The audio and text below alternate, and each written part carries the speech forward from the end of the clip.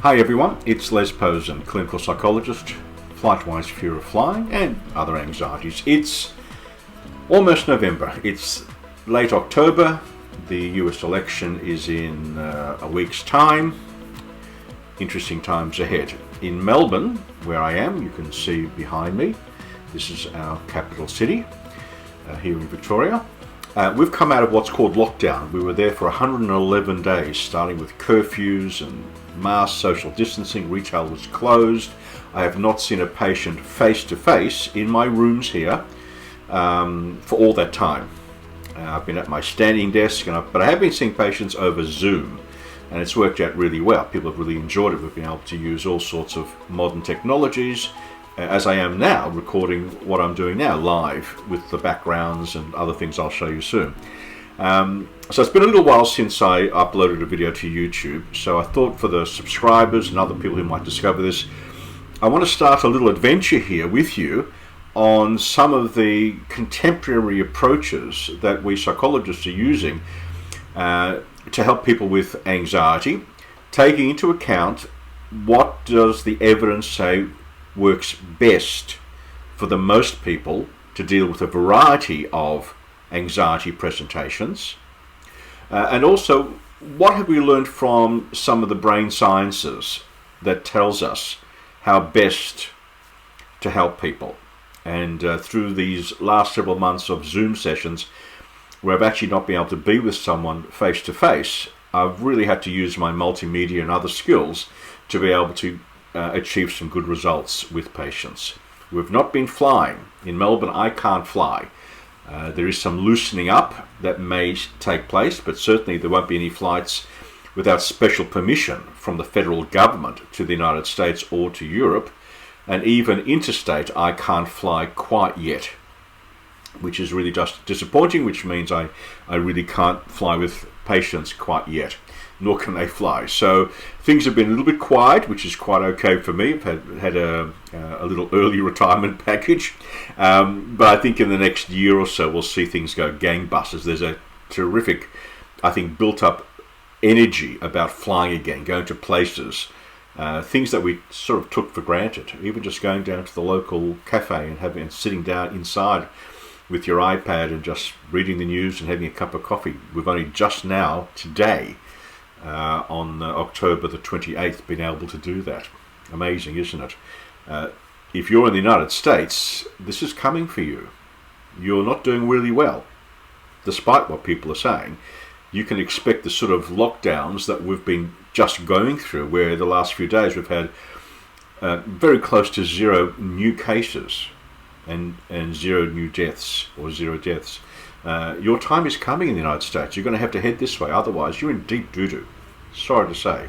Anyway, and parts of the UK as well, if you're watching.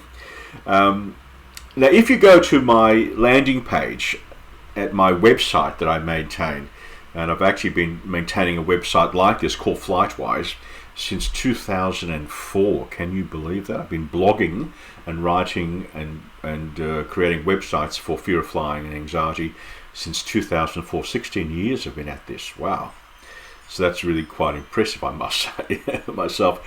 I'm going to show you the landing page that I use. So I'm going to bring it up here. Well, not that one, over my shoulder. That's coming next. So this is my landing page. I'll just kind of get out of the way a little bit so you can see the landing page. I'll make it a bit bigger. There we go. And I'll make me, would you believe, a little smaller. I'll just get out of the way. Now this is, by the way, this is all being done in an application which was developed by the same people who originally developed a program called Evernote. Some of you may have it. And it's an add-on program to video conferencing services like Zoom and Microsoft Teams and a variety of things like that, where I can actually interact, as you can see, with the slides behind me, as compared to screen sharing, where I'm on the one side and the other person is on the other side. I think it's really great to be actually in the picture here, as I can be, and point out various things. Also, the same software that is allowing me to do that allows me to do this. I can do pointer stuff. Really kind of cool stuff. Okay, so we'll stop there, right? And also, if I have to leave a Zoom session for a moment, I can just do this. Oh, no, I won't do that. I can move things around a little bit. I can change it. Anyway, this is my landing page, which I use for my website. And you can see what it says, the approach I take to fear of flying and other anxieties. Above my head right now is one of the approaches, and that's known as cognitive therapy. I'll just make that a little bigger for me to see. It's not going to change your size. And I'm just going to read it to you. So I'll just get out of the way. So if your screen has got enough resolution to be able to see it. So we have these 4 different approaches. One of them is cognitive therapy. We'll talk a little bit about that today. An evidence-based approach which assists patients challenge or reappraise assumptions about the triggers for their fear response and what they can do about it. Okay? The approach, I'm just reading from the site, the approach helps patients identify safety or avoidance behaviours, which can often take the appearance of superstitious thoughts and behaviours, and they can be quite frustrating. Okay? And in the sessions that we do, and I've been doing this here in the YouTube channel, we are going to try and identify 2 errors of probability estimation, which we're going to try and violate during the work. One of them is the overestimation that if I go into a situation, I will be in danger. And 2, an underestimation of one's own ability to deal with the discomfort that some of the sensations that can be triggered by these fearful situations can impact you. Okay? So they're the 2 estimations that we're going to play with when we do cognitive therapy. If we move to the part just above my head, where I am now, we're going to do some exposure therapy. And that can take a variety of forms. So let me just read this to you. It's one thing to change your thoughts, another thing to put those changes into practice. The evidence is we must go out and do the things we're afraid of initially, perhaps with some therapeutic guidance, and later on your own or with a friend. Staying in a scary situation and not escaping to seek relief or comfort will better embed or consolidate the new ways of thinking and help to recalibrate our brain's fear centers. I use the word plural centers. There's no one singular fear center. And exposure work occurs in 2 ways. One, it habituates patients to scary but fundamentally safe scenarios. And it also means you have to learn to inhibit some of the ordinary behaviors or the overlearnt behaviors that you've now taken for granted is the only way to react in certain situations. And we've got to change that. We have to learn new behaviors to replace those taken for granted behaviors which may not necessarily be suitable going forward in time. Okay? We need to be more adaptive and more accurate. So there's 2 parts. If I move over this way and I have a look above my head, you can see now, that way. Oh, sorry, the other way, that way. There we go. Physiological recalibration. And that means principally the easiest way of doing that is through changes to breathing and muscle recovery after exertion. And that's where you're going to have to learn to deal with the sensations that your threat response system kicks in. Okay? So that might mean using a wearable device like an Apple Watch or something like this, which is called a Whoop, both of which measure heart rate but also measure recovery after exertion. So that's important. And if we go to the 4th column, visualizing and rehearsing change, that could be the use of virtual reality. It could be the use of YouTube videos where you're in a plane or you're situated in an elevator or in front of a crowd. If it's public speaking, and you can use a virtual reality headset. It can be the more expensive ones like an Oculus Quest, or it can be just a Google Cardboard. So you can actually have a sense of immersion or presence in your feared situation, really bring on some of the scary kind of thoughts. Okay, so I entitled this particular video that we're working on, why CBT is like a purchase from Ikea. So let me show you this. I'm just going to change diagrams. I'm sure many of you have actually purchased something like this, and that's a set of shelving from Ikea or something similar. And of course, what's interesting is that you don't buy the shelving like this.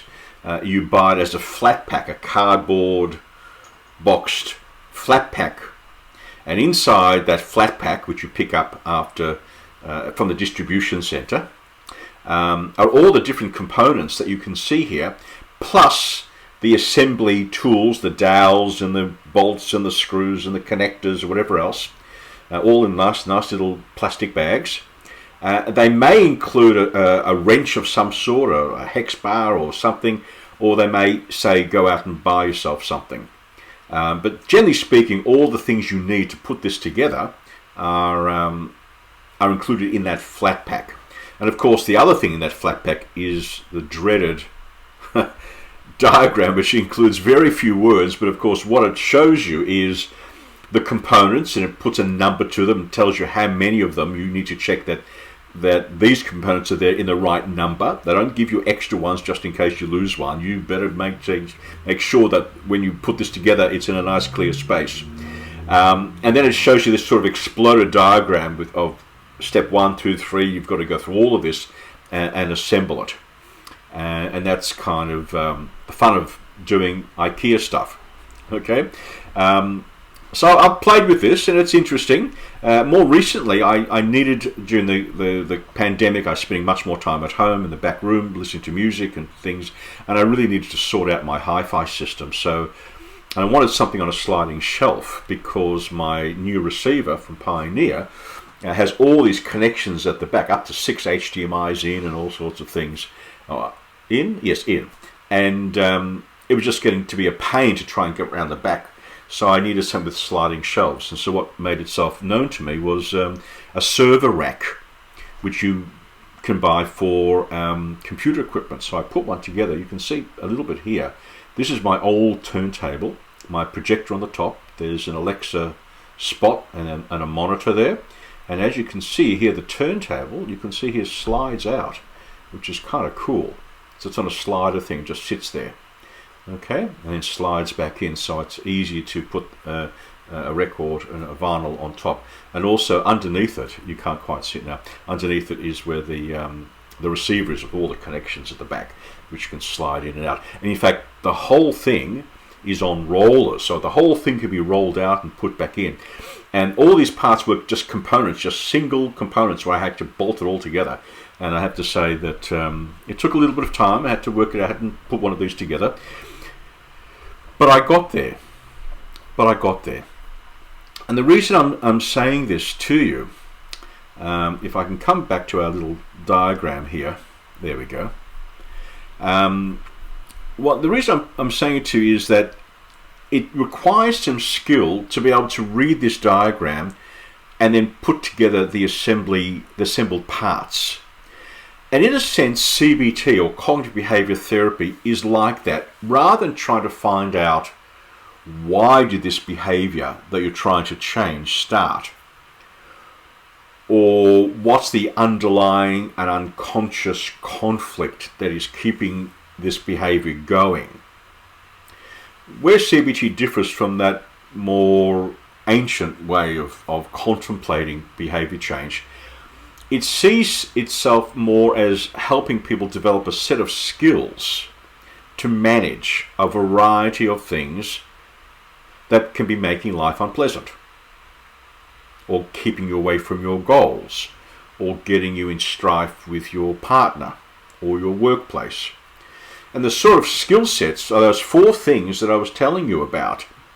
How to change some of your thinking, which may be quite automatically negative and self-downing about yourself, or quite negative about other people.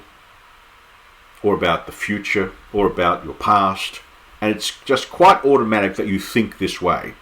And one of the hallmarks of CBT is to have a look at these thoughts and challenge them. Not just the immediate thoughts, but the whole bubble of thoughts, which we might call a belief system of this is how the world works. And we have to ask, really, how do you know this? What's the evidence for this? How can you be sure it's going to happen this way? And that's what I was speaking before about the violation of expectations. We've got to make sure that if you do sit in a plane and it takes off and there's a lot of vibration, that you have to go to water.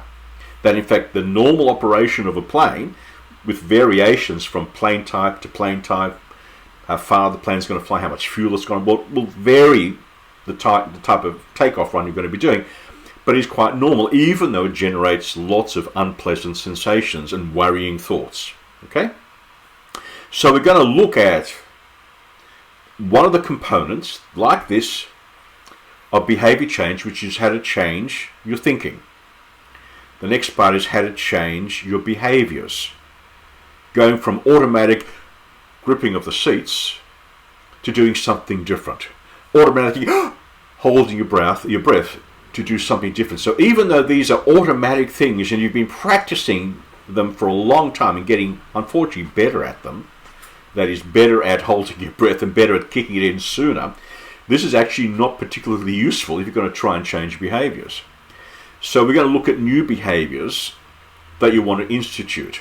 The other one is how to tolerate some of the sensations. That is, some of the sensations can be quite unpleasant. My heart's racing. I've broken out in a sweat, which is often accompanied by thoughts of people are going to see my ears burning and people are going to see me uncomfortable. How humiliating is that going to be? Or I might go rushing up and down the aisles on a plane if I get really upset, making predictions as to what might happen or what you think could happen. Okay? And then the next part we want to work on is like this diagram, is like a virtual reality diagram, because it shows you what the thing is going to look like before it's actually put together. And it's a form of reality. It's not really what it looks like, but it's good enough to know that this is how the thing should end up appearing when it's all put together. Okay? Now here's where things get really interesting. I hope I've explained that well enough. Here's where things get really interesting. So you've bought a set of tools to put this together, perhaps. So in addition to the hex wrenches, maybe you've got an electric screwdriver that you've been using for other projects, and now you're going to use it, and it's going to save you some energy. You can just go, and in it goes. Much nicer. Ikea doesn't offer you that, it just offers you maybe a hex wrench of some sort. But you've got these tools. But the same tools and the same knowledge you've gathered about how Ikea puts things together and how these diagrams work, you might find yourself putting to practice in 2 years' time, and you go back to Ikea and buy another product, not necessarily shelves, it could be something else, a wardrobe, a table. And it's going to be the same set of skills and the same set of tools to put it all together, except this time you're probably going to be a lot faster, not nearly as apprehensive, not nearly as wanting to bring somebody else in to help you out because I don't think I can do this on my own. And indeed, you may end up taking pride in your achievement of taking an even more complex structure and putting it together on your own, knowing that, look, even if I put something together wrong leg component, okay, I'll just have to undo it and then try it again. And of course, the first time you do it, certainly in my experience, that's often what can happen. You sort of misread the diagram and put it together wrong, and then you go, oh, got to undo it all. And this is how CBT often works as well. You have to trial things, pop back outside, go back in again, applying what you've just learned. And it's a bit of trial and error while you test out what's going on here. It's a very testing kind of way of doing things. So that's my little introduction to why CBT is like putting something together from Ikea. You're going to use the same set of tools down the track for things you don't even know will happen to you. But it's nice to know that when those things happen unexpectedly, or even if I'm planning to do something which could give rise to the same kind of unpleasant sensations and thoughts and behaviors, that I have a methodology by which to tackle it. And that's where CBT comes into its own compared to many other interventions that you're going to see if you do a Google search, including hypnosis, if you like, which doesn't really teach you much at all. Maybe it teaches you how to be a little bit more sedate and relaxed, but I don't know that it necessarily teaches you anything going forward, unlike CBT. So the next couple of videos I'm going to be doing, I'm sort of on a roll here. I'm going to show you some really practical ways, not just for fear of flying, but for other anxieties, to set up some strategies to apply all of what I've said so far. So please tune in, subscribe, and you'll know when that next video is coming up. If you want to do a Zoom consultation with me, I am around to do that. If you're in Australia, I'm bulk billing at the moment for Zoom sessions, so you're not out of pocket for 20 sessions. It's great, isn't it? If you're overseas, it's another story. There is a charge for that, and we can talk about that. Send me an email, in the first instance, les@lesposen.com. Let me know a little bit about yourself and what the situation is, and we'll work out something. All right? I'll be back in a couple of days' time with a new video following up on today's discussion. Bye for now.